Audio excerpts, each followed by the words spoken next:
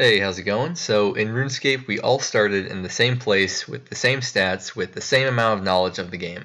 And this is true for pretty much any hobby or skill you get into in life. Even the pros at the top of the top were in the exact same position as anyone else who was just starting out. And for a lot of us, when we started 10 plus years ago, we didn't know the mechanics of the game, we didn't know how to train skills or how to earn GP, and we didn't care. The game was just about having fun and exploring. We didn't know what we were doing or how anything worked, and that's what made the game so magical at the time. So, with that being said, here are the top 5 things we tried to do as noobs. The first time seeing Varrock left many people in awe at just how big the city was and how much there was to do. While exploring, at one point we went down the stairs at the Varrock West Bank, and imagine the look on our faces when we saw all the treasure just trapped behind that gate. All sorts of gold bars, coins, jewelry, but we all had our eyes on the same thing, that ruby ring. Man, I would have done anything for that ring. I'm telling you, I tried everything I could, climbing over boxes, moving the chairs over, trying to squeeze through the gate, but nothing would work. But in the end, I think a lot of us just settled on the 3 GP that was available in the corner of the room. After exploring Varrock, a lot of us headed west towards Barbarian Village, and on our way there we found a building with a ladder.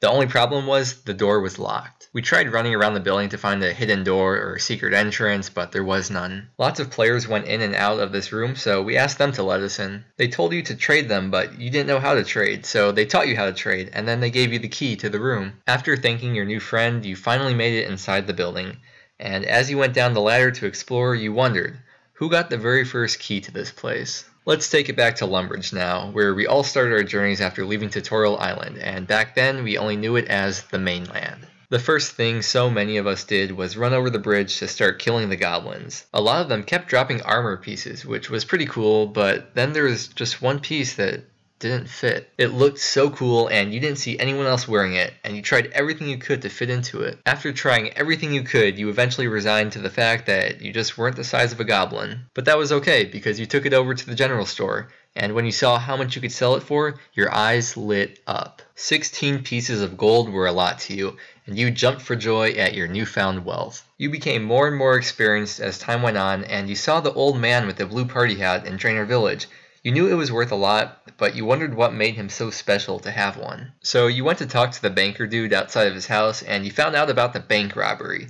But come on, would an old man really rob a bank? Well, you know, it's kind of funny because the guy from the security footage sure looked like the old man, but when you talked to him, he said he found the party hat while he was taking a stroll. So it had to be someone else in the video, right? But when you saw the party hat in that footage, you knew there had to be some way to get it. I mean, there had to be some way to glitch the game, and that party hat could be yours. And all your friends would be amazed and beg you for gold and tell you how awesome you are. Then at the end of the video, the old man saw you trying to grab his party hat, and he sent a spell right towards you, which may or may not have given some of us nightmares for the next few nights. And you never did end up getting that party hat. Throughout your times as a noob, you always heard about members. You had all those level 1 stats, all those unstarred quests, and all your friends told you about how great Castle Wars was. The only thing separating you was the gate. And you all know exactly what gate I'm talking about. You would run up and down the wall looking for some way to get around it because your mom said she's not paying $5 per month for a stupid game, and she's certainly not putting her credit card info online. Of course, you could run down to your local corner store or 7-Eleven and buy a RuneScape card if you had money,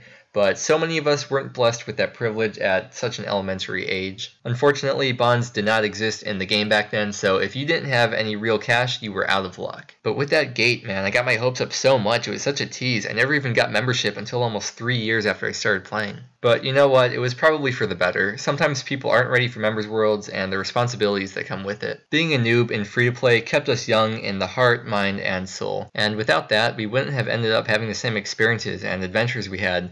You probably wouldn't have met the same people, and who knows, you might not have turned out to be who you are today. Whether you're a veteran or just starting out, try to have fun with the game. You don't always need to take it so seriously or follow a certain status quo, just do what you find enjoyable. Cherish the memories you have, and remember that nostalgia is always retrospective. You are currently living in what will be nostalgia in the future, so make the most of it now. Thank you so much for watching, and I hope to see you again soon.